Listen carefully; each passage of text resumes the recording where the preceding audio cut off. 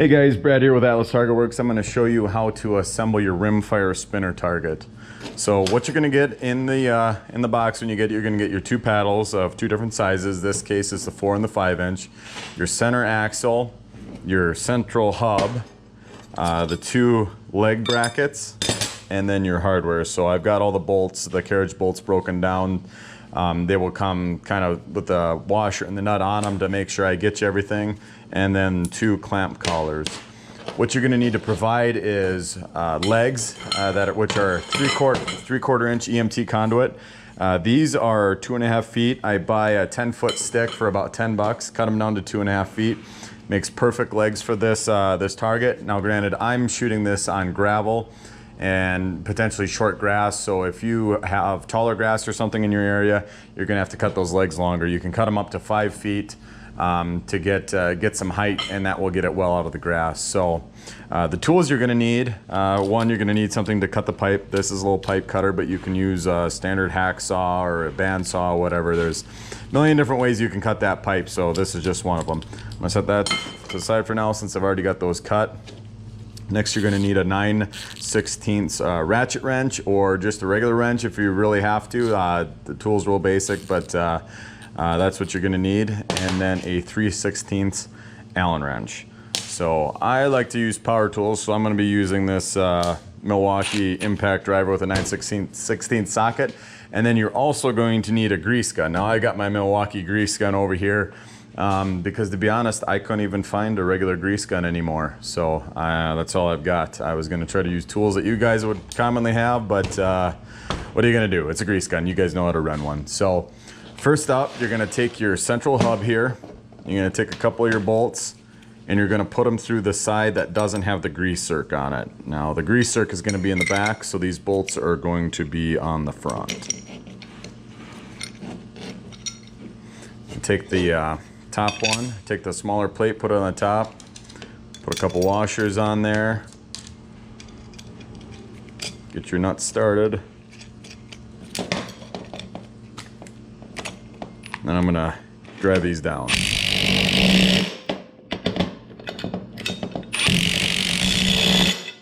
I'm sure you guys know how to run your respective wrenches. So now I'm just gonna repeat the process on the bottom here.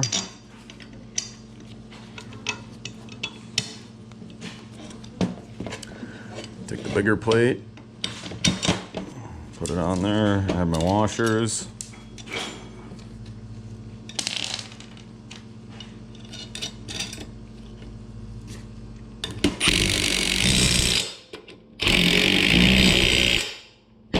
There we go. I got the central hub assembled now, so I'm just gonna set that there. And then I'm going to put my axle in there and slide my clamp collars on. So now what I'm going to do is I'm going to just kind of get that more or less centered in there.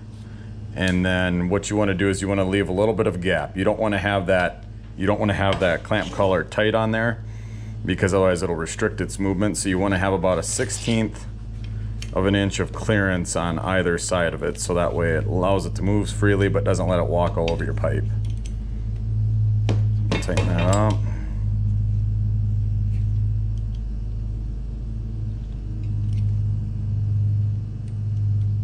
Tighten that up.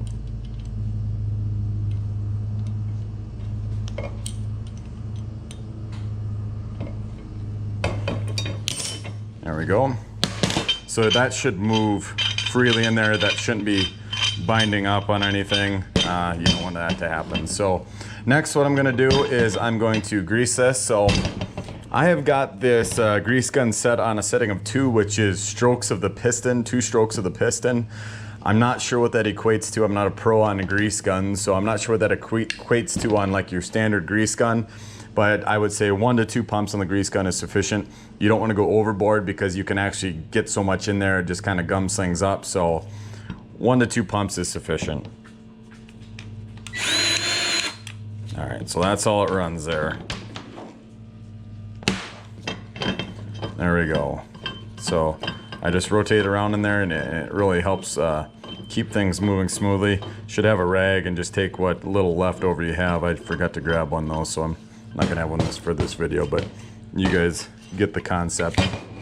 So then finally, you're ready to basically go to the range. The rest of this is all toolless. So right here, your pipe just go on the legs like that, the leg brackets, and sets on there like that.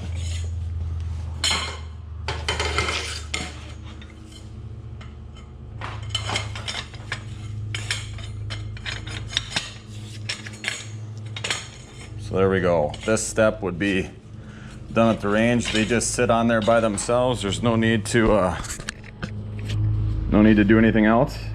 You can just start shooting. Have at it. Enjoy the target. Have a beer. Whatever. Thanks a lot for checking out the video, guys.